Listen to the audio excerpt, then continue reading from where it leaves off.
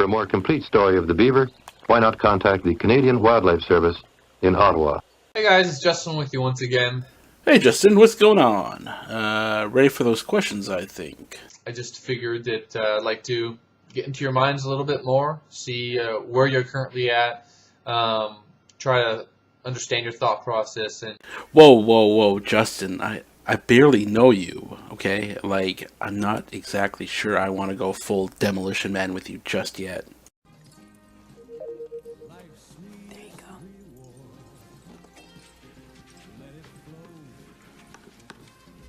go. Now just relax. We'll begin in a few seconds. Begin what? Having sex, of course. anyway, the first question is why are you guys why are you an atheist? So let's say we're discussing Christians versus Muslims. Now, I know they have the same origin God, but the religions are mutually exclusive. Christians believe Christ was the Son of God. Muslims believe that's not the case. They both can't be true at the same time. So Christians believe in their faith based on what they've been told about the Bible. Muslims believe in their faith based on what they've been told about the Quran. The reason I'm an atheist is because there exists no method to determine which religion is correct.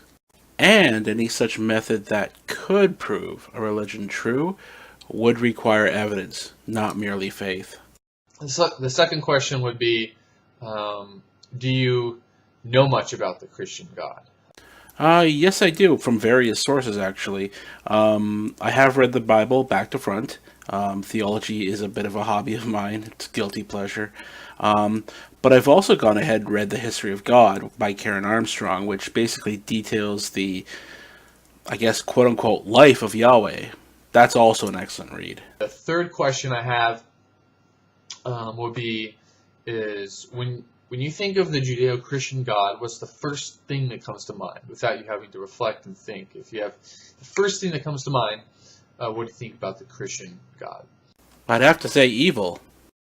And then question number four. Question number four would be, what is God's character? Who is he? What is in his nature? Who do you think he is? He's good, evil, bad, whatever. Well, first of all, he's exceedingly narcissistic, and I would say almost borderline psychopathic, needing constant praise. God created the seraphim simply to worship him. He is also incredibly callous. I mean, God says he loves each one of us, but if we read the Bible, he's often apt to sacrifice us simply to settle a bet with the devil. And as I said before, God's nature is properly evil, not just by my standard, but the standard of the Bible as well. We have to remember that God is all-knowing, and God is perfect. And he's the one who created the Garden of Eden. He's the one that created Adam and Eve. He's the one that created the serpent. And he's the one that created the tree of knowledge. And as such, I would say it was God who created original sin. I think it'd be a little silly to hold the position that the all-knowing and perfect creator of everything isn't responsible for something. I believe there's a Bible verse that covers this actually quite well. Matthew 7:17. Likewise, every good tree bears good fruit, but a bad tree bears bad fruit. A good tree cannot bear bad fruit, and a bad tree cannot bear good fruit. Every tree that does not bear good fruit is cut down and thrown into the fire. Thus, by their fruit, you will recognize them. What sort of tree is God? Question number 5 was, how did you come to these conclusions? Read front to back without people sitting there to explain away the bad parts, the Holy Bible is the best book for generating atheists. So there we go, Justin. There's the answers to the 5 questions. I feel like I know you a bit better now, so if you wanted to wear some VR headsets or something, you just call me. Thanks again for watching. Please be sure to subscribe, share with your friends, or comment. It's very much appreciated. Have a great one.